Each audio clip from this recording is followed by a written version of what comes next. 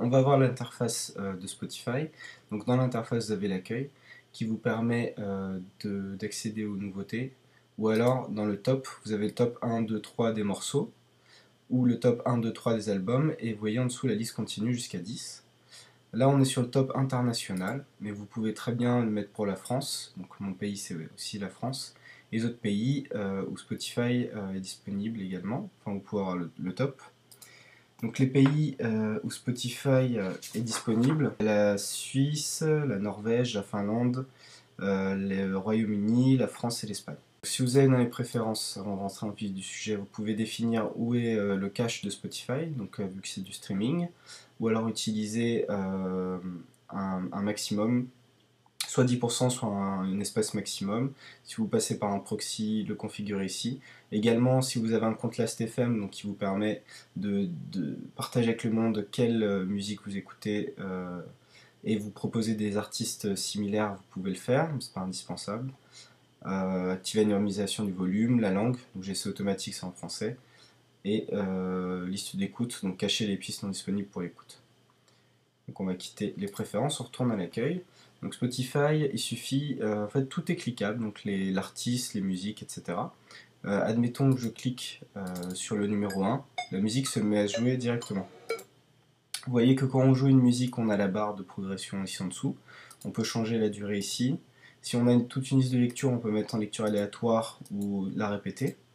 On peut également modifier le son, mettre play, avancer. On a la pochette de l'album, le titre qui défile, et si on trouve que c'est trop envahissant, on peut cliquer sur ce petit bouton pour le mettre en dessous. Je vais le remettre. Vous pouvez faire des recherches.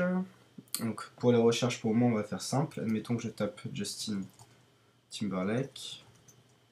Donc j'ai toutes les réponses, tous les résultats où il y a Justin Timberlake. Donc là où il est tout seul, là où il est avec d'autres artistes, là où il est dans le titre, etc.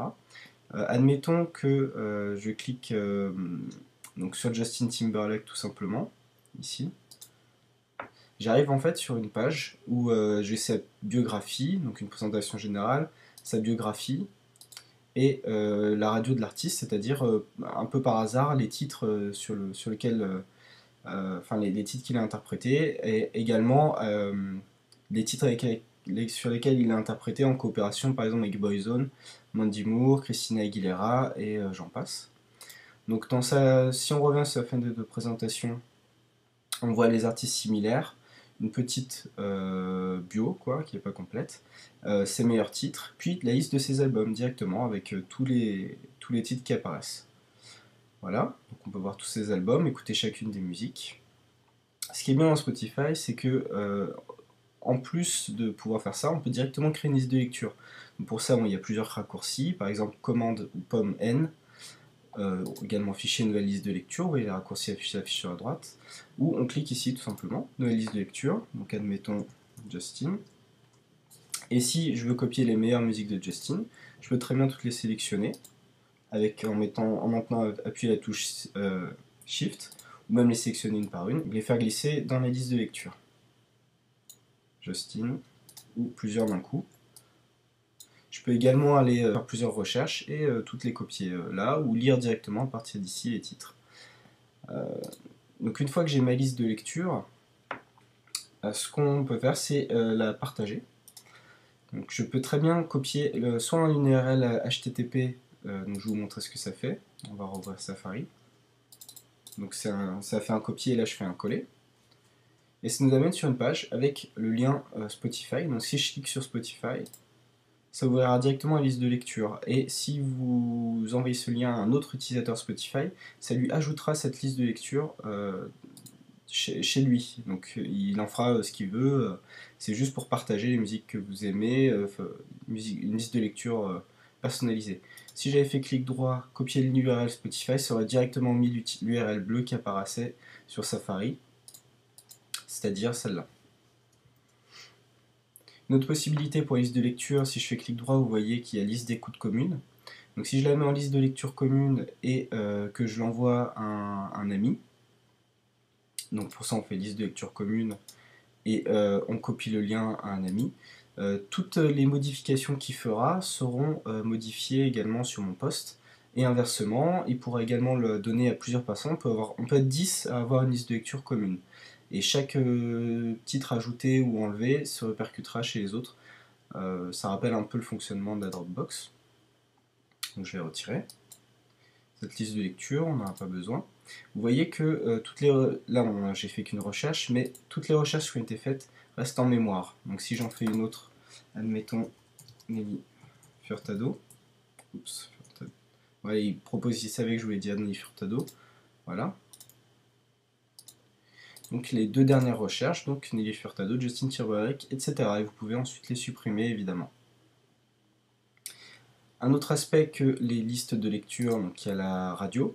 Ce qui est bien, c'est que vous pouvez décider dans quelle tranche d'années vous voulez, donc des années 50 aux années 2000, ou des années 90 aux années 2000, ou uniquement avant les années 50. Il vous suffit de faire glisser cette petite flèche. Ensuite, vous sélectionnez plusieurs styles qui vous intéressent, et il ne lira que les styles sélectionnés qui sont dans la tranche 70-90 par exemple là. On peut les décliquer. Et ça fera une espèce de... Ils appellent ça radio, c'est pas une radio en fait, c'est comme une recherche améliorée, il vous fait découvrir des titres au hasard. Il suffit de mettre play et vous écoutez les titres, vous pouvez passer à la chanson suivante, etc. D'ailleurs, les touches des raccourcis des nouveaux claviers Apple donc, qui sont sortis il y a un an marchent tout à fait. Donc, suivant, play, pause, toutes ces touches-là. Modifier le volume, évidemment. Maintenant, voyons les recherches améliorées. Donc là, j'ai fait des recherches toutes simples où je mettais le nom de l'artiste. Il est tout à fait possible de faire des recherches du type genre de point rap, R&B, on va dire.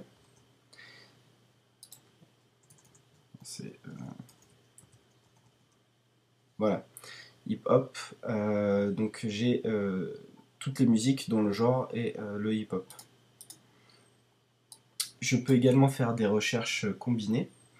On va dire, je peux aussi faire des recherches sur des années plus précises. Donc hier, de points, par exemple 2000 à 2002.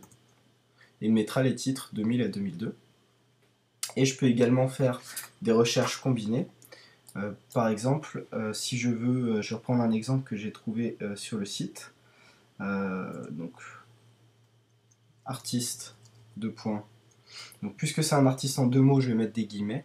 Mais on peut ne pas en mettre si c'est un artiste en un seul mot.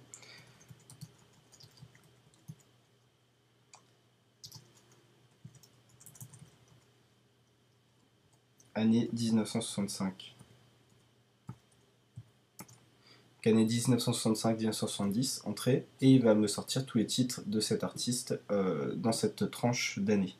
On peut donc tout combiner, hein, donc genre, artiste, année, on a aussi title. Si je mets Madonna tout seul, il va sortir les titres ou les artistes qui pourraient s'appeler Madonna. Mais si je fais artiste, deux points, Madonna, il mettra que l'artiste Madonna. Ici je mets title Madonna, il mettra que les titres où il y a Madonna dedans et non pas l'artiste.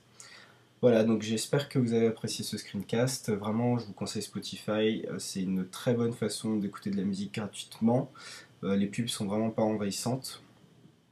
Et ça vous permet de découvrir plein de titres très très sympas et de partager vos listes de lecture avec les autres utilisateurs de Spotify.